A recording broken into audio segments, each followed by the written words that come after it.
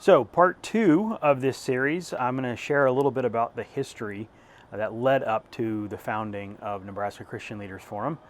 2020 was the year of COVID, and of course, we were all in lockdown, and life was very disrupted. I was doing some traveling previous to that, was working, I was bivocational, and spent some time in March, April, and May of 2020 really seeking the Lord for what it was that He wanted ministry focus to be, how I should be spending my time, and spent several weeks, almost 2 months, really just studying Scripture, looking at the early church. What was it that the early church had that we have lost over the centuries, and what it is that maybe the Lord is wanting in Scripture to show me about His church and how He's building His church. So during those times of prayer, was really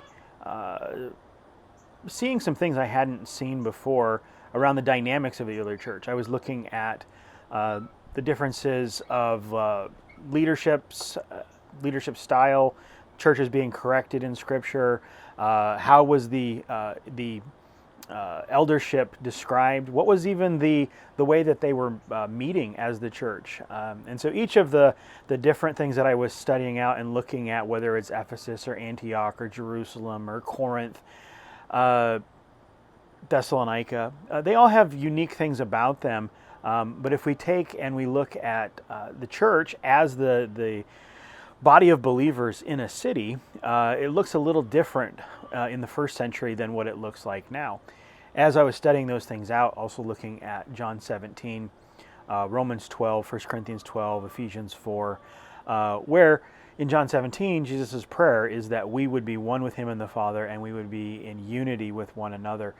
So much so to the point that it would be a visible unity, a visible love for one another, connection, that the world would see, and they would understand the truth behind the message of Jesus coming, the gospel message.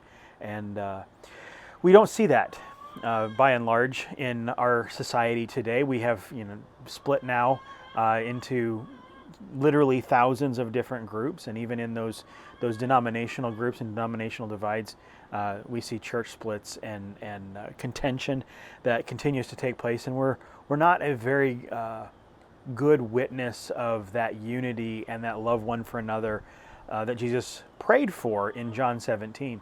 So as I was taking the time to study out what does it look like if we are the body of believers in a geographic location, in a city, in a region, in our state, how does that look with the number of things that have divided us over the years and over the centuries?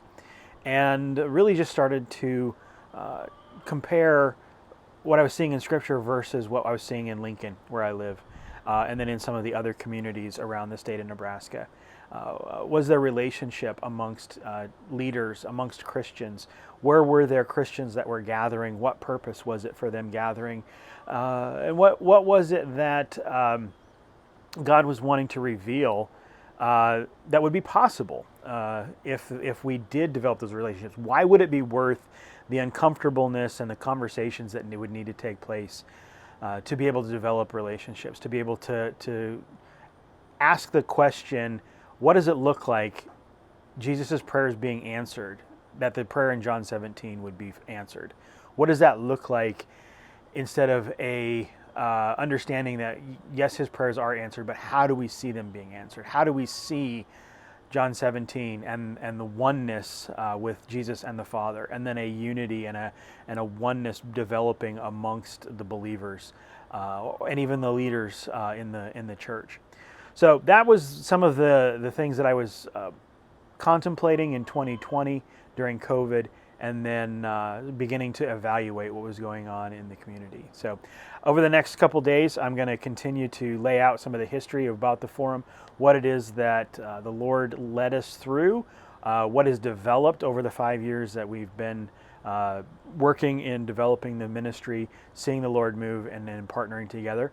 Just follow along, like, subscribe, all that good fun stuff, and Yeah, if you check back each day, this will begin to tell a story of the history of what God has done through the ministry and what it is that we are currently working on, and some of the amazing God stories will be coming up down the road of how we've seen Him at work. All right, we'll talk to you tomorrow.